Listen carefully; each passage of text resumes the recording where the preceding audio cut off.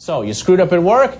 Now do you wait around for the possibility of getting fired, or do you quit? Here, let's talk about this with job services expert Brad Karsh, along with us, the CEO at JobBound. Brad, nice to see you. So how about it here? You admit that you made a mistake at work. Maybe not a high-priced call girl scandal, but you made some kind of mistake. Do you wait around and see the possibility of getting fired, or do you become proactive and leave? You know, there's really two ways to look at it, and of course there are pros and cons to both sides. One of the pros of, if you will, waiting to get fired is they maybe don't see it as seriously as you do, or maybe they're going to allow the transgression to pass and allow you to keep your job. So you may not need to take that proactive step.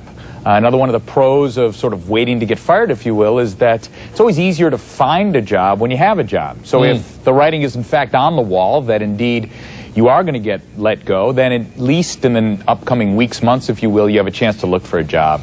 Another upside, if there is an upside of getting fired, is you may have a little bit of money coming in after you get fired if you can get some unemployment benefits, right? Sure, you can get unemployment benefits, and to some extent you can also, they might have a severance program where you get a certain number of weeks or months pay because they've let you go. And again, those are all circumstances that will depend on each corporation. Sure. The downside, of course, is getting fired is that, well, you've gotten fired. Exactly. Yeah. You've been fired. Nobody wants to be fired. So the downside is, now that becomes part of your record. If they call the company and check on any type of reference, they're going to say that you were let go for cause, and it certainly doesn't look good to have a black mark against you like that on the resume. It just raises a lot more questions because what was that cause? So in the meantime, so you decide to become proactive. You see the writing on the wall. You know that it's coming. You figure, all right, I'm going to get ahead of this and quit. So I avoid the black mark, but I'm also giving up any possibility of severance, any possibility of unemployment. Right. You give those things up by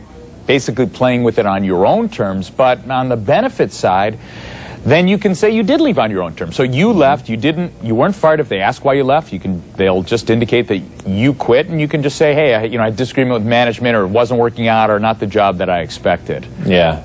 So how do these considerations play out in the real world? Obviously, Eliot Spitzer is an extreme example, a high-profile political person with a high-profile scandal here. Odds are transgressions are not necessarily this serious in terms of what he calls a private matter. It could be more business-oriented, couldn't it? Sure. It could be something that you've done that really put the business or company in harm. It's something that you did that was a egregious error that's going to affect the business of the business in terms of what you're doing. With that in mind, then, in your experience, how far can an apology go?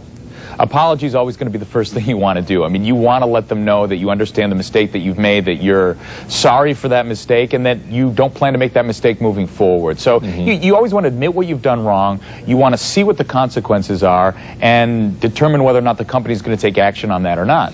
And with that in mind, how do you tell if the heat's just getting too hot and it is time to get ahead of it and possibly just turn in your resignation like Spitzer did? Yeah, I mean, there are a lot of things that will happen that can be subtle signs at the office that it is maybe time for you to go, or that the writing is on the wall. All of a sudden, there are a bunch of meetings that you're not invited to. All of a sudden, you're not getting the same types of projects or the same kinds of projects that you were getting in the previous situations. Or all of a sudden, it looks like your boss is interviewing a lot of people for folks that could perhaps be at your level. Yeah, good point. And certainly with the job market and the situation it's in, losing jobs over the first 2 months of this year, certainly some wise counsel there. Brad Karsh along with us, the CEO of job services firm JobBound. Thank you.